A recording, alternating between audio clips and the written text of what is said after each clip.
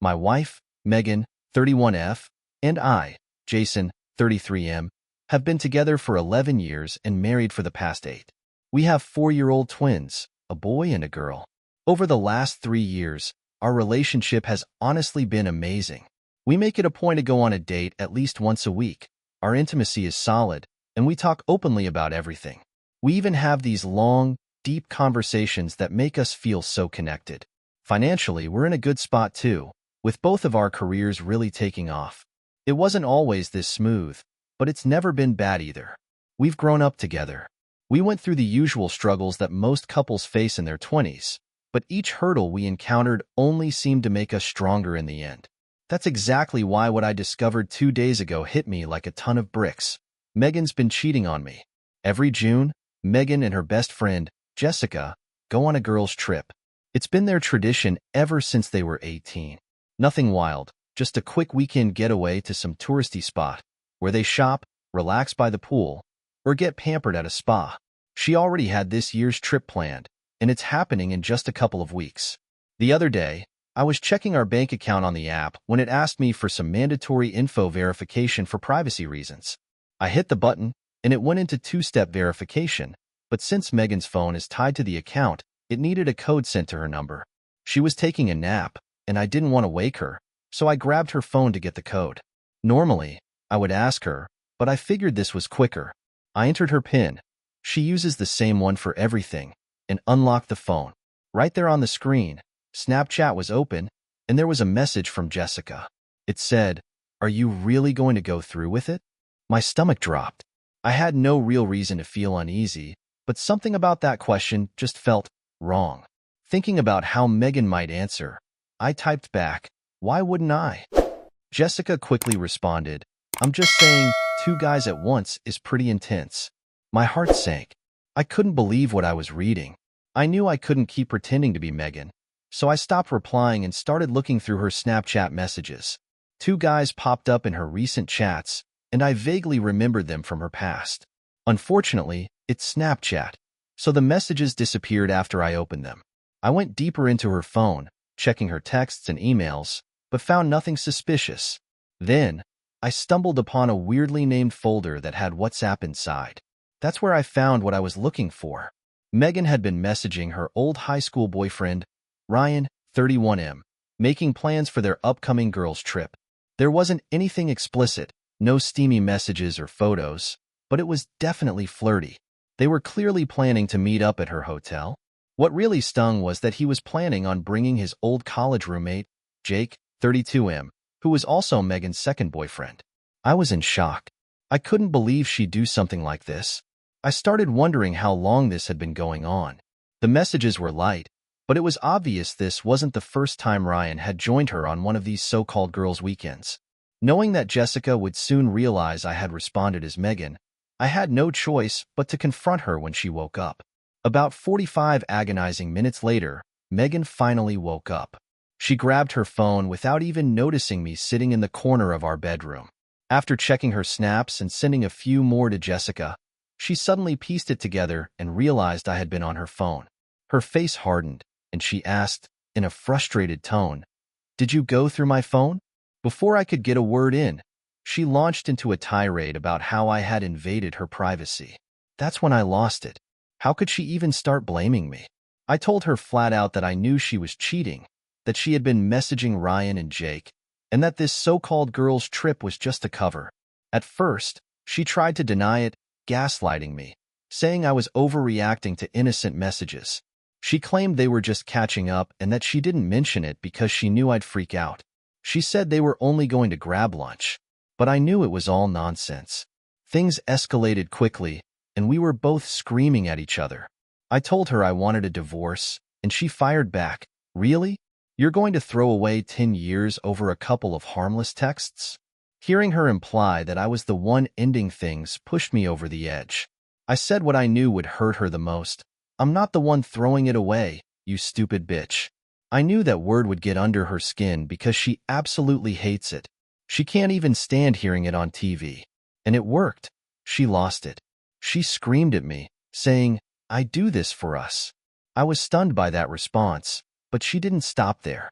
I'm paraphrasing here, but she basically raged at me, shouting, "Why do you think our relationship gets better every damn year? I deserve this. It's my one weekend to let go of everything. It helps me deal with all the stress of the year, and it resets me. If you can't understand that, it's your problem.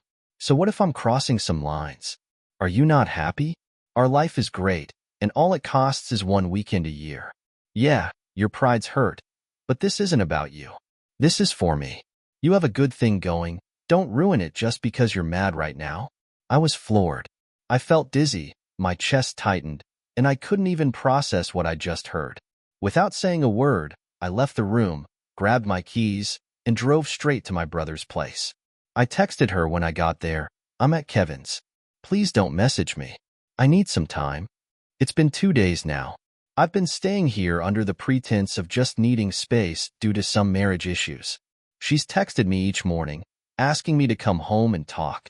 I've only replied with, "Not yet." I'm completely lost. I've never felt this hurt, and it's like she doesn't even care. I love her, but this feels like too much. I'm going home tomorrow to try to talk it out, but honestly, I don't know how we could ever come back from this. Well, it's been a week, and I figured I owe an update. Unfortunately, it's not the kind of update I was hoping for, and honestly, I'm at a loss for what to do. I feel like she's got me cornered here. The day after my last post, I went back home to talk to Megan. She started out by giving me what seemed like a sincere apology, but it wasn't for what she had been doing. No, she was sorry that I found out, and especially sorry that I found out the way I did. She kept telling me she loves me, and that hurting me was never her intention. But there was zero remorse for the actual cheating, and she even shifted some of the blame my way, saying I never should have gone through her phone in the first place. She made it clear that she wants to stay married. When I tried to speak, she quickly cut me off, insisting that I just hear her out. What followed felt like a rehearsed speech, a list of reasons why we shouldn't get divorced. I can't recall every detail, but she broke it down into 3 main points, each with a bunch of sub-reasons supporting them. The first reason was the twins. She said we couldn't let them grow up in a broken home. They're so young, and this is the only family life they've ever known. Neither of us wants to see them only half the time. This was the only argument that I even remotely considered valid. Then she talked about our relationship. According to her, we're great together. We balance each other out, have a ton of fun, and hardly ever fight. And even when we do, it's more of a discussion than a real argument. We're good at supporting each other's interests, and, on top of that, we have a healthy sex life. She kept going on and on about how perfect things are between us. If you had asked me a few weeks ago, I probably would have agreed with all of that. But now, I told her that infidelity pretty much cancels out all those great things she mentioned. It was clear to me at that moment that she didn't feel any guilt. She actually believed her own nonsense. She said the annual girls' trip is what makes everything else possible. I was dumbfounded. She seriously tried to explain that her yearly getaway allows her to get it all out of her system, making it easier for her to be this great wife the rest of the year. Whenever she starts feeling resentful about something, or if I get on her nerves, or she doesn't feel like having sex or doing something I enjoy, she just reminds herself that she has this one trip. I was blown away by her audacity. The last reason was financial stability. She pointed out how much tougher things would be if we went our separate ways. She said we've built a comfortable life because we're both doing well financially. Honestly, I couldn't care less about that. When I finally got a chance to speak, I laid it all out there. I told her how deeply hurt, betrayed, and insulted I felt. She did tear up and apologize for hurting me, but she never once apologized for the actual cheating. She stuck to the same idea. I was never supposed to find out, and that's why she's sorry. I asked her how long this had been going on, and she said 10 years, almost our entire relationship. I tried to dig for more details, but she cut me off again, saying that talking about the past would only hurt more. She wanted to focus on the future and asked what I needed to make this work. I told her if we were going to have any shot at staying together, this yearly trip had to stop. She interrupted me again, firmly saying, "No, I'm not going to stop. I'm still going this year." I was furious and yelled, "Then we're done. I'm leaving and I'm divorcing you." That's when things took an even darker turn. She sighed and said, "No, you're not. I didn't want to do this, but if you leave, you lose. We'll split custody, we'll divide the money, but we'll also split the debt. And I have more than you, so half of that becomes yours. The house? It's in my name and my family's name. It's a premarital asset. Plus, you don't have any proof of what you saw. You didn't save the messages or take screenshots, did you? This is a no-fault state, and there's no infidelity clause. You're screwed. Sure, I'll be sad if you go, but I'll move on. I'll stay here in this house with more free time, and you'll end up living with your mom or brother, struggling to rebuild. I felt completely crushed in that moment, and she knew it. I sat there, wishing I could just disappear. Sensing that I was broken, Megan came over to comfort me, and I let her. I didn't have the energy to fight it. She started talking again, saying, "Let's just go back to how things were. You can keep your life. I hate seeing you like this, and I'll do anything to make you happy. You can tell yourself whatever you need to for the 2 days a year I'm gone. I understand you need some time, so take it. But don't throw us away over your pride. This past week has been unbearable. I don't want this pain. I want the life we had before, and I guess she's offering that. But I can't just erase what I know now. The mental images won't stop, and it kills me to realize that she feels no guilt. She genuinely believes her cheating is somehow a good thing for us. I'm doubting everything, including myself.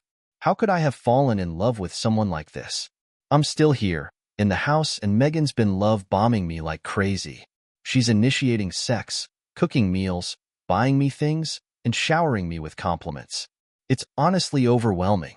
I have no idea what to do. Is it even possible to put this behind us, to just deal with it? I feel like no matter what choice I make, I lose. And in the end, she wins. Well, she left this morning for her girls' trip. I spent the morning taking care of the twins. We ended up playing with Play-Doh for a couple of hours. It's kind of amazing how focused their little minds get when you bring out fresh Play-Doh and some big play sets. Honestly, it was a welcome distraction from all the chaos of the past few weeks, which only got worse as the days went by. I still can't wrap my head around the fact that she actually went. Her ability to compartmentalize is just unreal. Every day, she's been the perfect mom, and on top of that, she's been trying so hard to make me happy. Even when I'm cold or outright mean to her, she just calmly says, "I know that's the anger talking. It's valid, but I'm not going to take it personally. I'll give you time to cool off." Like, what?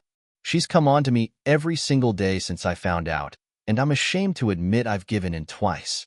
Each time, I felt absolutely sick afterward, but she acted like it was the best time ever. I'm embarrassed to say I've been doing the pick-me dance, trying to get her to stay and not go on this trip. But in the end, none of it mattered. She still left. To Hannibal, Missouri, of all places, for a stupid craft fair and, of course, to hook up with her 2 ex-boyfriends. Oddly enough, I felt pretty numb today. Like I'm finally ready to accept that this is just who she is. I should have come to terms with it last week when I finally got her to give me the full rundown on all the previous girls' trips. Getting the truth out of her was painful in its own right, not because I had to pry it out of her. She was oddly excited to share her adventures, but because she was so determined to make sure I couldn't gather any hard evidence. She actually had me leave my phone in the car and then had this entire conversation with me while we were in the shower. Who even thinks like that? She started off by asking if I remembered when she and Jessica went to Santa Claus, Indiana. I said, yeah, we'd only been dating for about 2 months at the time. She responded, right? Nothing happened on that trip or 5 years ago when I was 6 months pregnant with the twins. But every other time, I've been with at least one other guy. At least? I asked. She replied, yes, at least. The first few years, I didn't have a specific plan other than to find a guy, bring him back to the hotel, and see how it went. If he was a dud, I'd find someone else the next day. If he was good, I'd keep him around for the weekend. For some reason, that hit me even harder than if it had been a long-term affair. The thought of her just randomly picking up guys made my skin crawl. When I asked if she used protection, she casually said, sometimes. Even though I was disgusted, I kept pushing for answers. I asked her why she started cheating in the first place. She explained, do you remember the rough patch we had just after our first year together? I had that trip coming up, and I was venting to Jessica about it. She was having her own issues with Sam, her boyfriend at the time, and she suggested we cheat on you guys. At first, I was totally against it, but then she told me about how her mom had been cheating on her dad for years, and he just turned a blind eye to it. Jessica used to be so angry with her mom, but she told me that one day, everything changed. When Jessica was 16, she got sick at school and went home early. She walked in on her mom with another man and freaked out. When she asked why, her mom explained that cheating made her feel better. It gave her an upper hand over her dad, helped her cope with everything she didn't like about her life, and made her feel alive. At first, Megan was skeptical about the whole idea. She told Jessica she couldn't promise she'd do it, but admitted the thought excited her. When they got to the hotel, though, things escalated quickly. Jessica had already invited a guy from her college to join her, and Megan said she felt serious FOMO. So while they were out at a local college bar, Megan picked up a guy. Turns out, she chose well, and she kept him around for the whole weekend. Then Megan went into this long speech, reminding me about how amazing she is all year long, especially right after she gets back from her girls' trip. I mean, it's true. Every time she returns from one of these trips, she's super attentive, affectionate, and our sex life skyrockets for weeks. Looking back, I used to be excited for her to go on these trips because she always came back with her battery charged. Now, knowing how she's been recharging, I just feel sick. I asked her, "So how did this lead to you hooking up with your high school boyfriend?" She was quick to correct me. "It's not an affair. We sleep together one weekend a year and exchange a few messages beforehand. That doesn't make it an affair." Then she explained, "After a few years of hooking up with random guys, I decided to do what Jessica does and invite someone I already knew. The first time, I invited a client, and it went really well. The next year, I invited a hot new intern from work, but that ended badly because he got clingy. I had to threaten him to back off, and that's when I realized coworkers weren't the best choice. Then, 4 years ago, I reconnected with Ryan at our high school reunion. He's married too, so I knew he had just as much to lose as I did. His old college roommate, Jake, who was also my second boyfriend, was still his best friend. I've always had a fantasy about being with 2 guys at once, so I figured, why not? And I asked. I should have walked away right then, but I didn't. I kept dancing around, trying to make her change, trying to win her back. But now she's gone for the weekend. And honestly, I'm about to be gone too. I'm not living like this. She thinks she's got me wrapped around her finger, but what she didn't count on was me going numb. I don't have a plan yet, but I have time, and I'll make sure she faces the consequences. Edit. For those asking about the history between Megan, Ryan, and Jake, here's the quick version. Megan and Ryan were high school sweethearts. They broke up right before college, but stayed friends with benefits during their first semester. Ryan's roommate was Jake, and the 3 of them, along with some others, hung out a lot. When Ryan started dating another girl, Jake asked if it was cool to pursue Megan, and Ryan didn't care. So Jake and Megan dated for about a year before they broke up. Shortly after, I came into the picture, and she lost touch with both of them until that high school reunion 4 years ago. It's been a long time since I last posted, but with all the support and advice I received, I felt I owed you all this 1-year update. I know most of you wanted me to just divorce her and move on, and trust me, I would have loved to do that. But I also needed her to face some consequences. It took me months of planning and research, but I was determined to make her pay for her complete disregard for our marriage. I knew I couldn't go scorched earth. Between the custody laws in my state, our jobs and finances, the best I could do was set things up for a dumpster fire. But you know what? That was good enough. I'll never forget the look on her face. When Megan got back from her girls' trip, she tried to act like her usual loving self, even tried to initiate things between us and talk about her trip. Seriously, what the hell? I played the part of a broken man, brushing her off and rejecting her advances. Over time, I loosened up a little, making it seem like I was getting back to normal, gradually accepting more of her affection. My whole plan was to give her a false sense of security. I remembered the threats she made right after D-Day, telling me I'd be the one to lose no matter what. Well, I wasn't about to let that happen. Her biggest mistake was her complacency. She thought everything would just keep moving along as usual, and she was so deep in her fog, she didn't even suspect I was plotting my own payback. The first part of my plan was to hurt her financially. There wasn't a ton I could do, but I did empty our joint savings account. I used that money to pay off my debts, especially the car that was in my name. I also hired a lawyer and got the divorce papers drafted. With the remaining funds, I put down a deposit and first month's rent on a house. My timing was critical. I wanted to make sure everything fell apart just before her next girls' trip.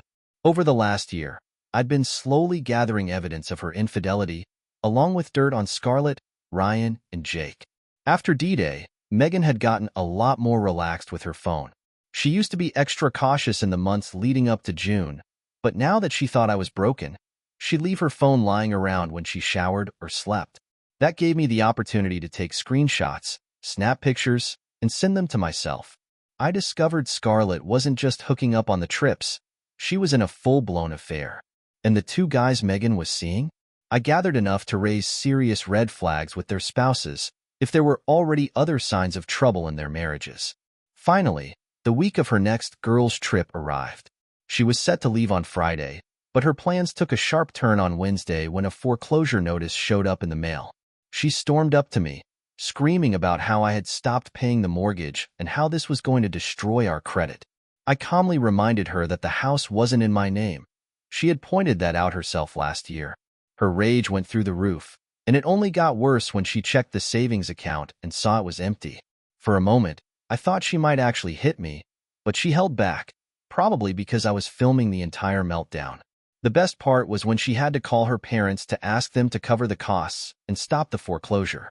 I found that hilarious. She put her dad on speaker, and he started laying into me, shouting about how his name was still on the house. He finally yelled, "Why the hell would you do this?" I just replied, "Because your daughter likes to sleep with other men."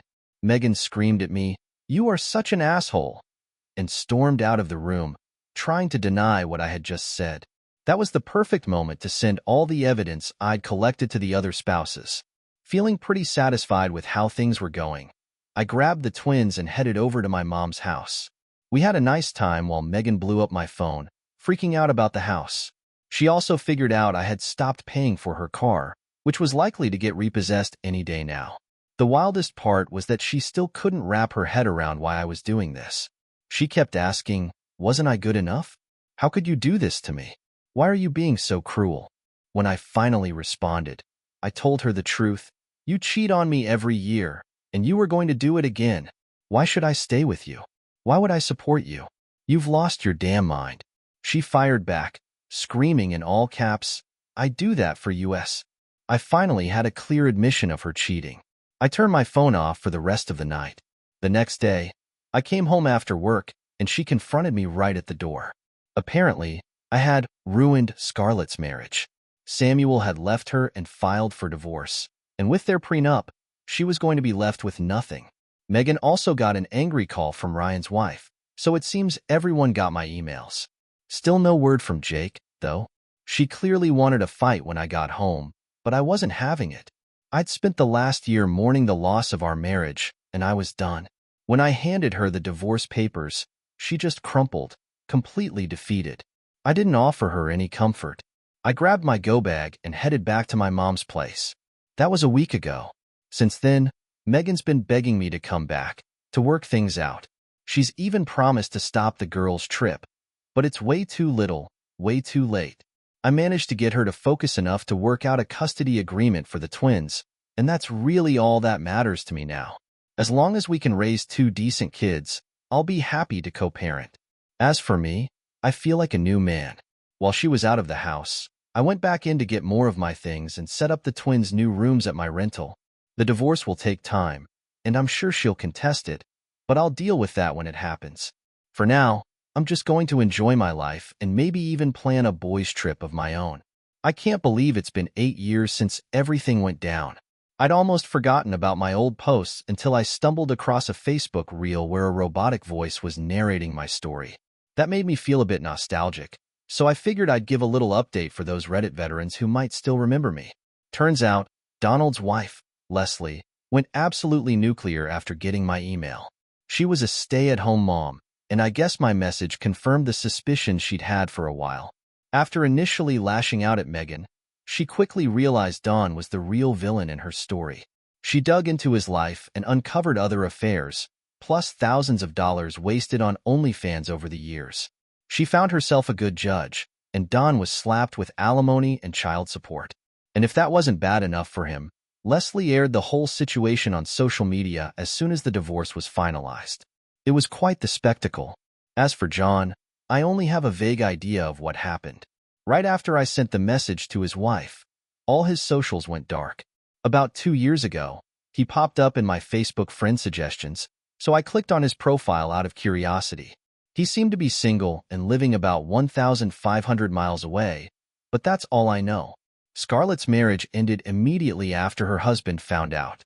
She cut Megan out of her life completely, blaming her for being exposed.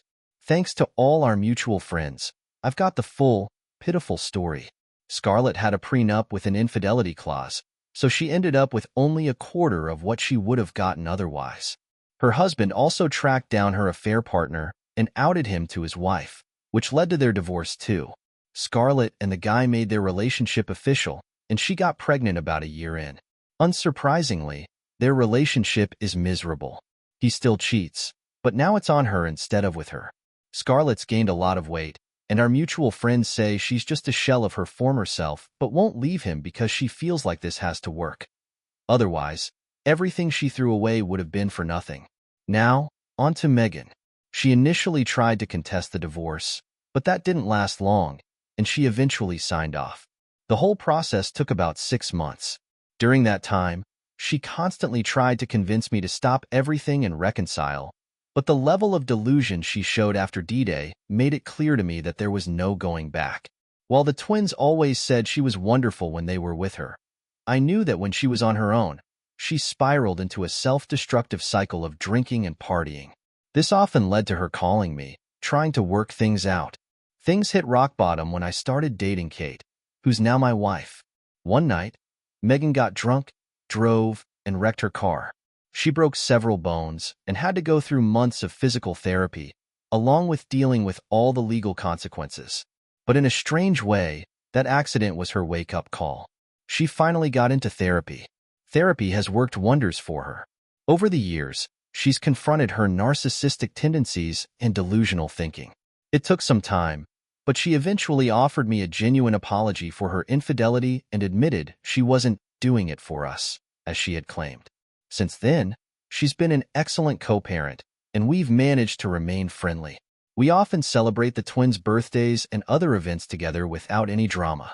About 3 years ago, Megan met a guy, and they're now in a polyamorous relationship, which, honestly, was the least shocking thing I've ever heard. They got married a year ago, but she still has her boyfriend of 2 years, and yes, sometimes all of them are at the same events. I've learned to just roll with it. Her dad, Gary, on the other hand, couldn't handle it and ended up cutting both Megan and the twins out of his life. My former mother-in-law wasn't having it, though, and she divorced the old man. Now he's just a bitter, lonely drunk. As for me, I'm doing great. Once the divorce was finalized, I had every intention of living the single life and enjoying some freedom. I downloaded the apps and quickly matched with a few women. I went on a date with Kate, now 37F, who was in a similar situation, freshly divorced and looking to have some fun. Our first date went great, and she ended up spending the night at my place. The next day, we spent together, and before we knew it, we were texting throughout the week. She even canceled a date with someone else so we could hang out again that weekend. I ended things with the other women I had matched with, and soon enough, we both dropped the apps. Fast forward, and we've been together for almost 8 years, married for 6, and we have a 3-year-old daughter. So, while our plans to play the field didn't go as expected, things turned out pretty damn well. I'm not sure if I'll ever update again, but I want to thank everyone who followed my story, offered advice, and sent well wishes. Who would have thought that a simple bank account check could set off a chain reaction that led to at least 6 divorces, a poly relationship, and me being a 42-year-old dad chasing around a toddler? But hey, that's life for you.